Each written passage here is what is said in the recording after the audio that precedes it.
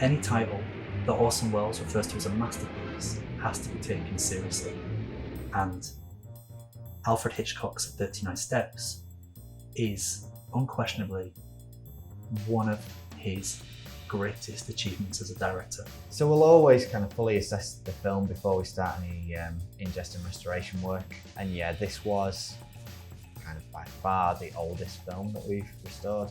And as a result of the age, it was probably in the worst condition. So we knew we kind of had an uphill challenge getting this film to a presentable standard. But that's why we do what we do. That's the challenges that we want to take on. Talking specifically, it does lots of dust, lots of scratches, and particularly bad flicker throughout the whole of the film.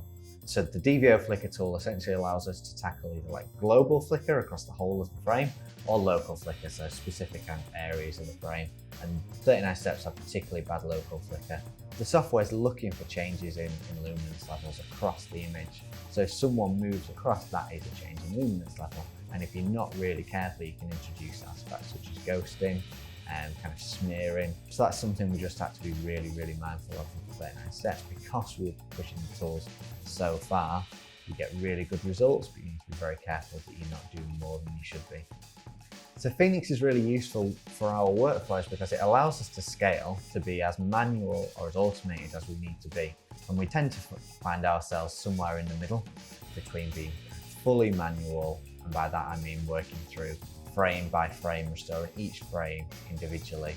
You could restore shot by shot, or you can go kind of fully automated and just apply your effects across the whole thing. We'd already started restoring Hitchcock's 39 Steps when news that the country was going to go into a lockdown hit. And when that news came, there wasn't a lot of notice, and it kind of put some heavily compromising restrictions on our workflows, how we completed work, and how we met deadlines. I didn't have the space in what was a small city centre flat to move all this equipment in. So we had to remote in, which meant you're essentially working with a video stream, and there are limitations on bandwidth, and we couldn't get a consistent 4K image coming through. So it meant we really had to shift right towards the manual end of that workflow and work through frame by frame, because it was the only way to be sure that we were not missing anything and that we were restoring it to the best of our capabilities. What for did you pull the communication cord? To stop the train, you old fool. It's against all the regulations to stop the train on the bridge. But a man jumped off. He's a murderer. We've got to take him. Which way did he go? He must have jumped off here. I cannot see him. You sure he jumped? Anyway, I cannot wait here any longer. There he is, getting on the train. When we started doing the work for 39 Steps, we never in a million years thought we'd be in a position of submitting this work for an award. The fact that we did, and we were shortlisted, and then the fact that we won, is really a mind-blowing achievement for us.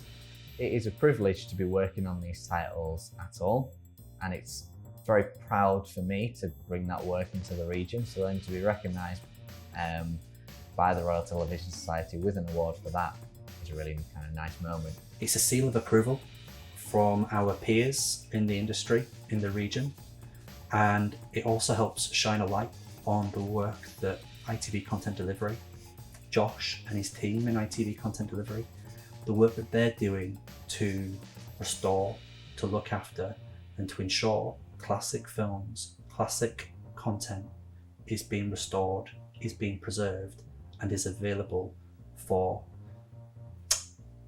people to watch and enjoy for years, if not decades to come.